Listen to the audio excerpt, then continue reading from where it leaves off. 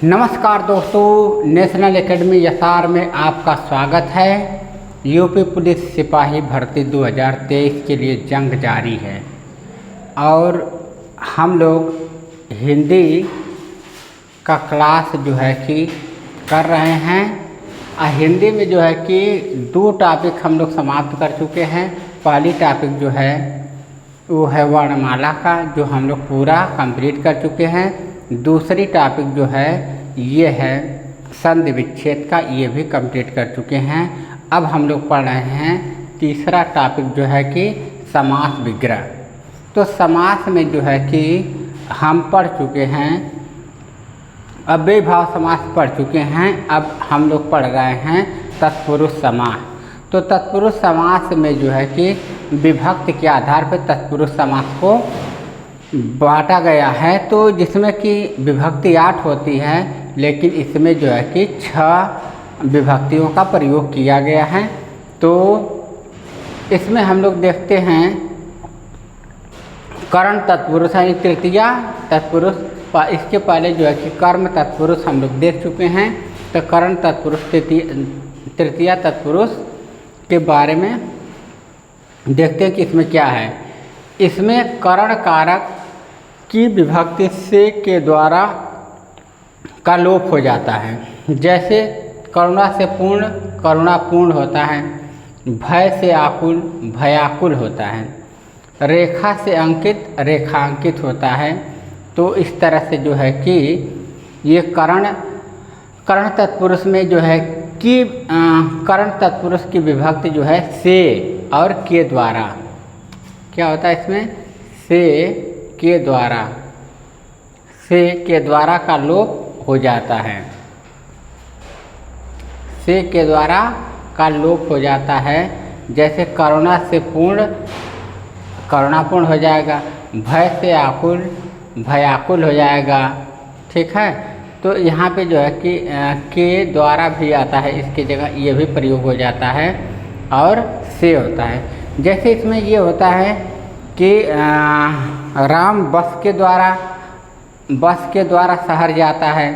तो इस तरह से जो है कि या कोई भी साधन है यहाँ के द्वारा प्रयोग किया जा सकता है। ट्रेन के द्वारा दिल्ली जाता है, ये भी है। या एक एग्जाम्पल देखा जाए कि और यहाँ देखा जाए करुणा से पूर्ण करुणापूर्ण होता है, तो यहाँ से विभक्ति का लोप हो जा रहा है, यहाँ पे से नहीं है। भय से आकुल भयाकुल, यहाँ भी जो है कि से विभक्ति का लोप हो जा रहा है। रेखा से अंकित रेखांकित, यहाँ पे क्या है, से विभक्ति का लोप हो जा रहा है। तो इस तरह से जो है करण तत्पुरुष में से के द्वारा विभक्ति का लोप हो जाता है। आगे हम लोग देखेंगे संप्रदान तत्पुरुष। संप्रदान तत्पुरुष का मतलब ये चतुर्थी तत्पुरुष इसको बोला जाता है। इसमें क्या होता है, संप्रदान तत्पुरुष में जो है कि जब कोई वस्तु किसी को दिया जाता है, देने के संदर्भ में संप्रदान तत्पुरुष का प्रयोग किया जाता है। और तो इसमें संप्रदान कारक की विभक्ति के लिए लुप्त हो जाती है। इसमें क्या है, को या के लिए दोनों का प्रयोग होता है, को या के लिए दोनों का प्रयोग होता है। तो इसमें जो है कि विभक्ति के लिए विभक्ति कारक का लोप हो जाता है। यहाँ पे हम लोग लिख सकते हैं के लिए, और को भी होता है, को के लिए। यहाँ को के लिए लुप्त हो जाता है, लुप्त हो जाती है, इसको भी ध्यान रखना है। जैसे प्रयोग के लिए शाला प्रयोगशाला है, स्नान के लिए घर स्नान घर है, और देश के लिए भक्ति देशभक्ति है।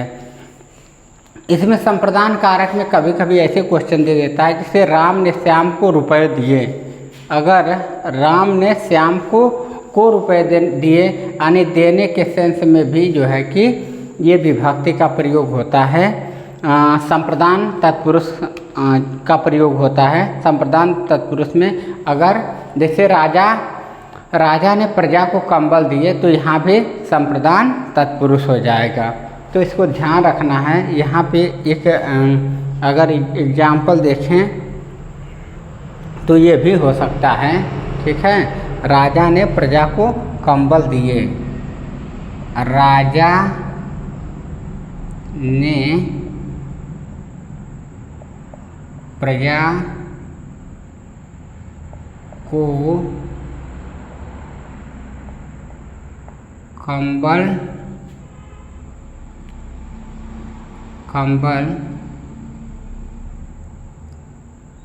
कंबल दिए। तो यहाँ देने के सेंस में भी जो है इसका प्रयोग होता है। अब आइए हम लोग देखते हैं अपादान तत्पुरुष। अपादान तत्पुरुष में क्या होता है?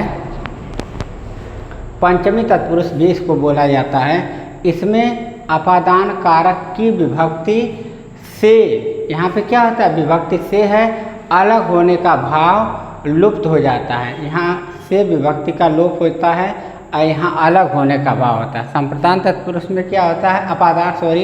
अपादान तत्पुरुष में जो होता है अलग होने का भाव होता है, से विभक्ति का लोप हो जाता है। जैसे में धन से हीन धनहीन हो जाएगा, धन से हीन धनहीन हो जाएगा, पथ से भ्रष्ट पथ भ्रष्ट हो जाएगा, पथ से भ्रष्ट पथ भ्रष्ट। तो धन से हीन मतलब क्या है? अलग होने का भाव होता है। पथ से भ्रष्ट पथ भ्रष्ट हो जाएगा और ऋण से मुक्त ऋण मुक्त हो जाता है। यहाँ पे जैसे आए कभी और एग्जाम्पल जैसे देखा जाए तो गंगा, हिमालय से गंगा निकलती है, ये भी इसका एग्जाम्पल हो जाएगा, क्योंकि हिमालय से गंगा अलग हो रही हैं।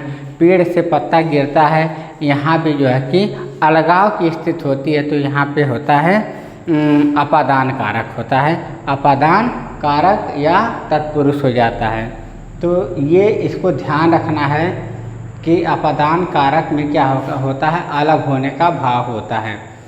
हम लोग देखेंगे कि कभी कभी अपादान कारक कहाँ पाया जाता है? जैसे डरने के सेंस में भी अपादान कारक का प्रयोग किया जाता है। जैसे राम कुत्ते से डरता है, यहाँ अपादान कारक हो जाएगा। घृणा के सेंस में भी अपादान कारक का प्रयोग होता है। जैसे कि श्याम जो है मोहन से घृणा करता है, तो यहाँ अपादान कारक हो जाएगा। प्रेम के संबंध में भी अपादान कारक होता है। राम सीता से प्रेम करते हैं, यहाँ भी अपादान कारक हो जाएगा। तो इस तरह से जो है इसको ध्यान रखना है कि अलग होने का भाव डरने के सेंस में, घृणा के सेंस में और प्रेम करने के सेंस में भी अपादान कारक का प्रयोग होता है। तो यहाँ पे कौन सा अलग होने का भाव? सेक मतलब क्या हो? अलग होने का भाव अपादान तत्पुरुष में हो जाएगा, जो कि पंचमी तत्पुरुष है। यहाँ देखिएगा संबंध तत्पुरुष। संबंध में विभक्ति क्या होता है? का, के, की, रा, रे, री, इस तरह से इसकी विभक्ति होती है। तो संबंध तत्पुरुष का मतलब षष्ठी तत्पुरुष। इसमें संबंध कारक की विभक्ति का, के, की लुप्त हो जाती है। जैसे राजा का पुत्र, राजपुत्र, यहाँ का लोप हो गया है। शिव का आलय, शिवालय, यहाँ पे भी का लोप हो गया है। देश की रक्षा, देश रक्षा, यहाँ भी जो है कि की का लोप हो रहा है। पर के अधीन, पराधीन, इस तरह से यहाँ पे क्या है? के का लोप हो गया है।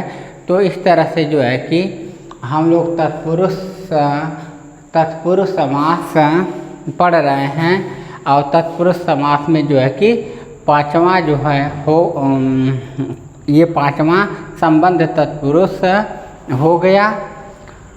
अब आप लोग इसका स्क्रीनशॉट ले लीजिए। इसके बाद जो है हम आगे का देखते हैं।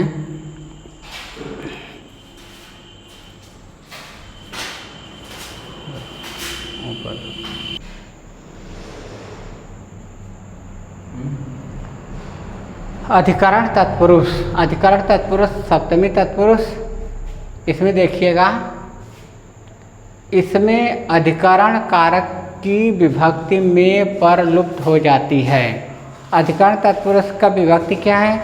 में पर, ये इसका लोप हो जाता है। जैसे शोक में मग्न, शोक मग्न, शोक में मग्न, शोक मग्न, पुरुषों में उत्तम, पुरुषोत्तम। तो यहाँ में क्या है? यहाँ में विभक्ति का लोप हो जा रहा। आप पर बीती, आप बीती। तो इस तरह से अधिकरण तत्पुरुष में क्या होता है?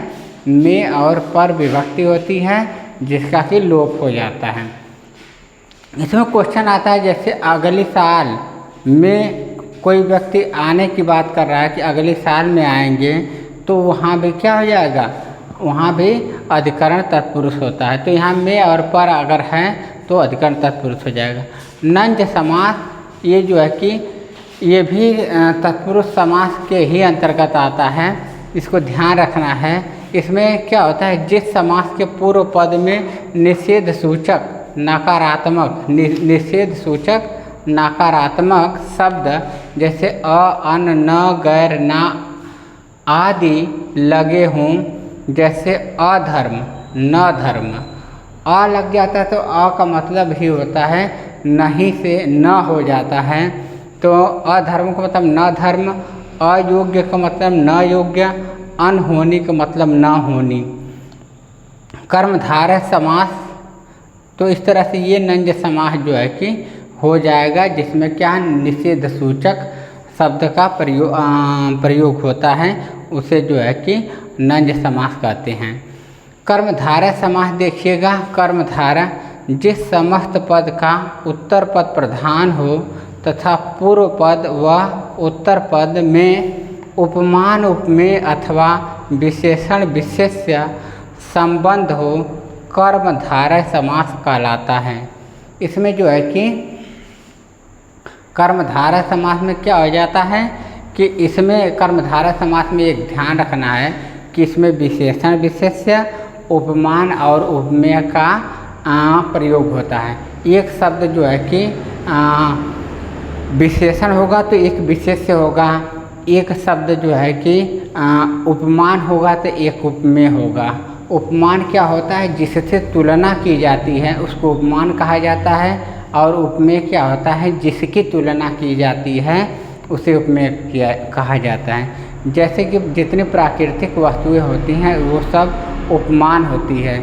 जैसे अगर इसमें देखा जाए कि चंद्र मुख चंद्र के समान है, तो यहाँ पे चंद्रमा क्या है, उपमान हो जाता है, और मुख जो है उपमेय हो जाता है। और इसी में इसी को विशेषण विशेष्य भी कहा जाता है। जैसे एक ध्यान देना है, पहचान में क्या होता है, विग्रह करने पर दोनों पद के मध्य में है जो के समान आदि आते हैं। जैसे कमल के समान चरण, तो यहाँ पे जो है कि कमल के समान चरण की बात हो रही है, तो यहाँ क्या हो जाएगा, चरण कमल हो जाएगा।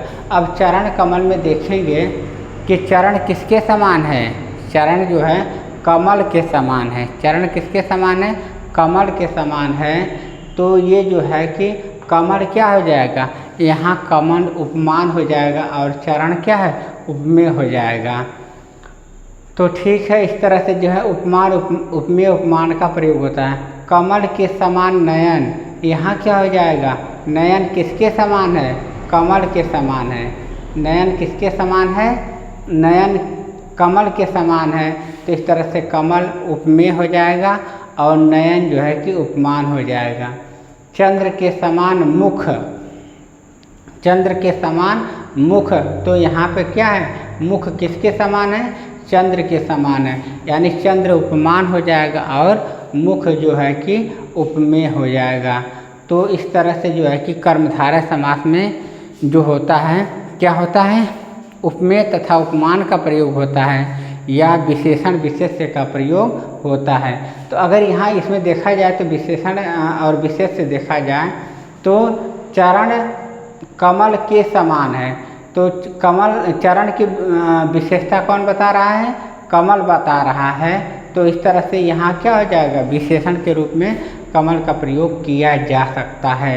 ठीक है, और चंद्रमा के समान मुख, चंद्रमा के समान यानी मुख की जो है, मुख की जो विशेषता बता रहा है चंद्र, तो ये विशेषण के रूप में कहा जा सकता है। लेकिन यहाँ पे उपमेय और उपमान का सही एग्जाम्पल है, तो इसको ध्यान रखना है कि जिस समास में विशेषण विशेष्य या उपमेय उपमान का प्रयोग हो वहाँ पे कर्मधारय समास होता है। द्विगु समास देखिएगा, जिस समस्त पद का पूर्व पद संख्यावाचक विशेषण हो वह द्विगु समास कहलाता है। इसमें समूह या समाहार का ज्ञान होता है। जैसे 7 सिंधुओं का समूह सप्त सिंधु, 2 पहरों का समूह दोपहर, 2 पहरों का समूह क्या हो जाएगा दोपहर, 4 राहों का समूह चौराहा। तो इस तरह से क्या होता है, द्विगु समास में क्या होता है, संख्यावाचक विशेषण का प्रयोग, यानी पहला पद जो होता है संख्यावाचक विशेषण हो तो वहाँ पे द्विगु समास होता है। जैसे 4 राहों का समूह में तो 4 क्या है संख्या है, और जो है कि 7 सिंधुओं का समूह है तो यहाँ पे 7 क्या है संख्या है। तो जहाँ पे संख्यावाचक विशेषण होता है, पहला पद क्या हो संख्यावाचक विशेषण हो तो वहाँ पे जो होता है द्विगु समास होता है। दोपहर, 2 जो है कि संख्या 2 पहरों का समूह तो दोपहर हो जाएगा। यहाँ पे समूह या समाहार का प्रयोग होता है, तो यहाँ इस तरह से जो है कि ये हो जाएगा द्विगु समास। द्विगु समास में पहला पद संख्यावाचक है, इसको ध्यान रखना है। अब जो है कि आप लोग इसका स्क्रीनशॉट ले लीजिए, और हो गया तो ठीक है। अब जो है कि बताइए ये क्लास कैसा लगा, अगर अच्छा लगा तो लाइक करिए, शेयर करिए और सब्सक्राइब करिए। धन्यवाद।